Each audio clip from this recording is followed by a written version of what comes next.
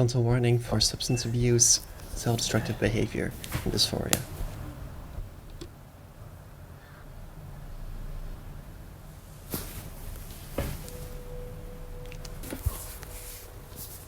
And she cuts the line of a card, a symbol of a past life.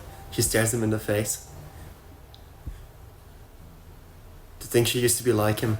If those around him could see her now, they would be delighted, they would be distraught, they would be disgusted.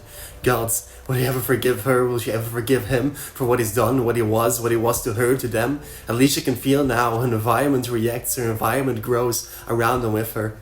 She can feel the constraints, she hides the scars that came from, twisting and turning and scraping her hands and knees to fit the role he was given to be molded as they see fit. At least if this goes up their nose, they won't be compelled to look down on them for who they are, and they won't have to smell the mold and fruit flies, the washing up. If she won't get a second to breathe, she'll clog up her nostrils and gurgle her mouth. If she won't get a second too, she'll take her chances. You're an amalgamation of antidepressants you swallow a few hours too late with a room temperature glass of off-brand detriments to your health that you couldn't be bothered to wash the alcohol out from the night before. You're an amalgamation of laundry baskets and sky-high dishes, passive-aggressive remarks you pretend don't hurt your feelings. You're an amalgamation of obsessing over and attempt at moderation,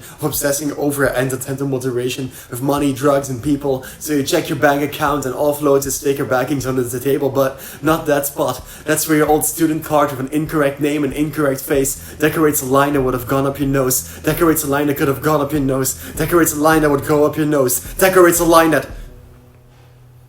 But it didn't by a hair, and a hair is a landslide for you, dealing with issues in black and white, lifting all the color from your view, until you can no longer know if what you do is right. You'll never know.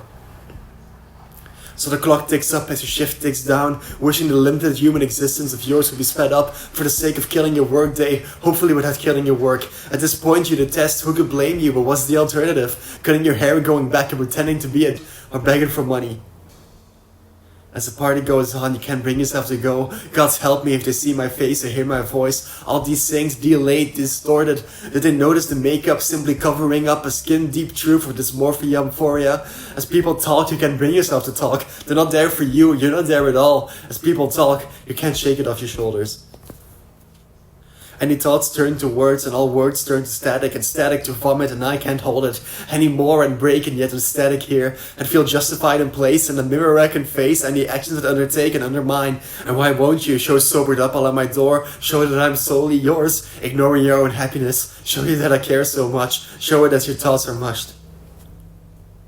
And my words turn to static, when I wish that you would sober up and arrive at my door, knowing full well I'd still brim with envy, knowing that it would make you suffer more. And I fear you showing at my door when you're drunken, past and partied out, and my static turns to vomit nevertheless.